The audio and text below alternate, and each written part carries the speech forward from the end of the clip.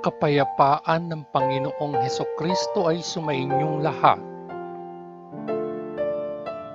Magandang araw sa inyong lahat, saan mang sulok ng mundo kayo naroroon sa sandaling ito. Ang babasahing mabuting balita sa araw na ito ay pinamagatan kong maging handa dahil darating si Kristo sa oras na di siya inaasahan. Pagbasa sa banal na ebanghelyo ayon kay Apostol Mateo, ika-24 na kabanata. Nagsalita si Jesus tungkol sa pagkawasak ng templo. Umalis si Jesus at papaalis na sa templo nang lumapit sa kanya ang kanyang mga alagad para tawagin ang kanyang atensyon sa mga gusali nito. Oo, sinabi niya, maaari ninyong tingnan ang lahat ng ito. Sinasabi ko ito sa inyo, walang maiiwan kahit isang bato rito sa kinalalagyan nito. Ibabagsak ang bawat isa sa kanila. Mga problema at mga pag-uusig. Habang si Jesus ay nakaupo sa bundok ng mga Olibo, ang mga alagad ay lumapit sa kanya ng palihim. Sabihin sa amin kung kailan mangyayari ang lahat ng ito, tanong nila. At ano ang mangyayari upang ipakita na ito na ang panahon ng iyong pagparito at ang katapusan ng panahon? Sumagot si Jesus, mag-ingat at huwag hayaang lokohin kayo ng sinuman. Maraming tao na nagsasabing nagsasalita para sa akin ay darating at magsasabi, ako ang Misayas, at malilinlang nila ang maraming tao. Maririnig ninyo ang ingay ng mga labanan sa malapit at ang balita ng labanan sa malayo, ngunit huwag mabahala. Dapat mangyari ang gayong mga bagay, ngunit hindi ito nangangahulugan na dumating na ang wakas. Maglalaban ang mga bansa, sasalakayin ng mga kaharian ang isa't isa. Magkakaroon ng tagutom at lindol sa lahat ng dako. Ang lahat ng mga bagay na ito ay tulad ng unang sakit ng panganganak. Pagkatapos ay huhulihin kayo at ibibigay para parusahan at papatayin. Kapupuotan kayo ng buong sangkatauhan dahil sa akin. Marami ang susuko sa kanilang pananampalataya sa panahong iyon. Ipagkakanulo nila ang isa't isa at kapupuotan ang isa't isa.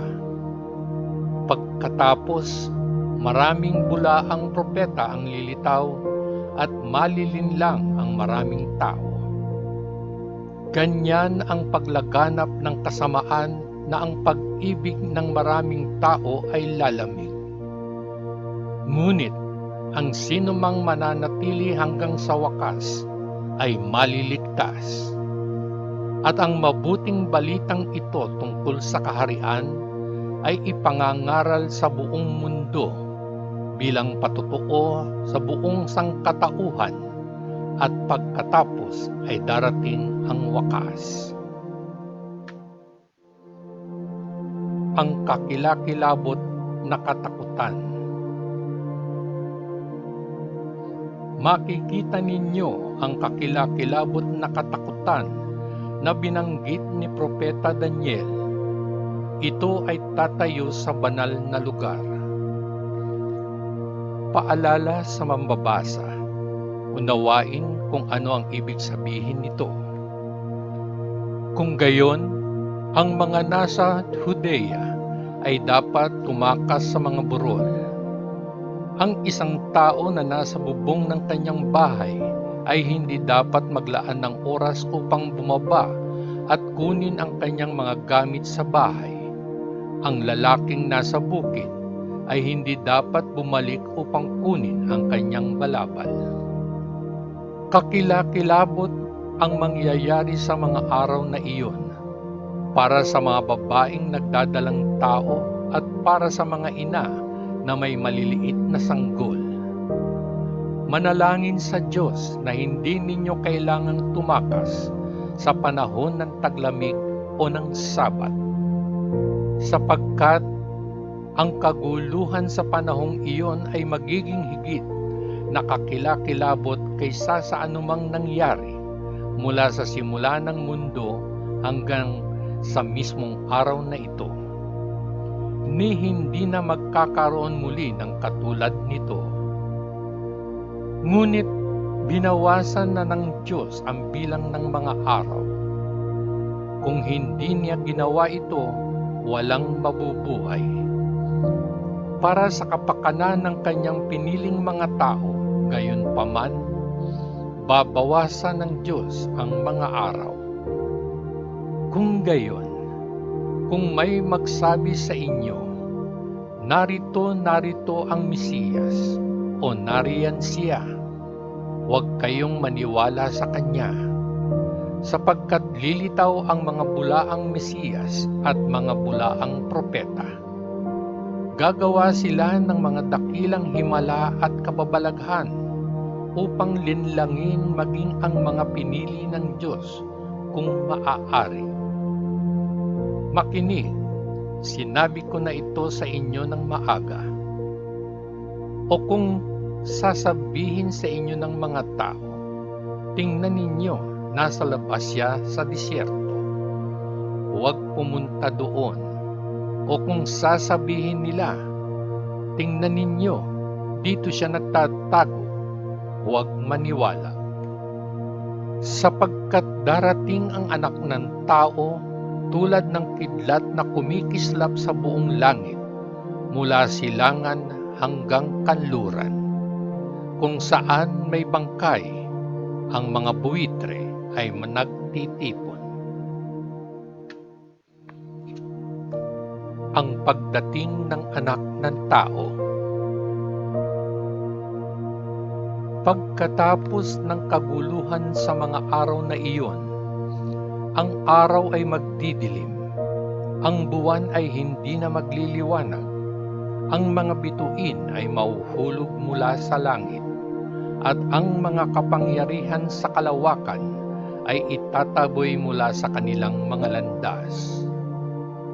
Pagkatapos ay lilitaw ang palatandaan ng Anak ng Tao sa langit, at ang lahat ng mga tao sa lupa ay iiyak habang nakikita nila ang Anak ng Tao na dumarating sa mga alapaap ng langit na may kapangyarihan at dakilang kaluwalhatian.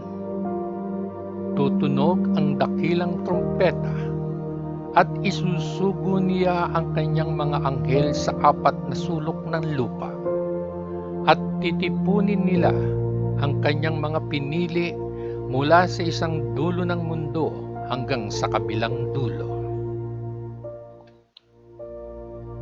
Ang aral ng punong igos. Hayaang ang leksyon ng puno ng igos ay magturo sa inyo. Kapag ang mga sanga nito ay naging luntian at malambot at nagsimulang maglabas ng mga dahon, alam ninyo na malapit na ang tag-araw. Sa parehong paraan, kapag nakita ninyo ang lahat ng mga bagay na ito, malalaman ninyo na ang oras ay malapit na, handa nang magsimula. Tandaan na ang lahat ng mga bagay na ito ay mangyayari bago pa mamatay ang mga taong nabubuhay ngayon. Ang langit at ang lupa ay lilipas, ngunit ang aking mga salita ay hindi lilipas kailanman. Walang nakakaalam ng araw at oras. Gayunpaman, Walang nakakaalam kung kailan darating ang araw at oras na iyon, ni ang mga anghel sa langit o ang anak. Ang Ama lang ang nakakaalam. Ang pagdating ng anak ng tao ay magiging katulad ng nangyari noong panahon ni Noah.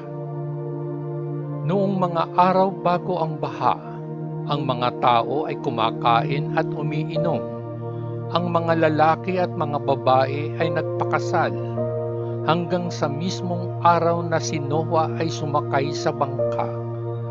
Gayunmay, hindi nila napagtanto ang nangyayari hanggang sa dumating ang baha at tinangay silang lahat.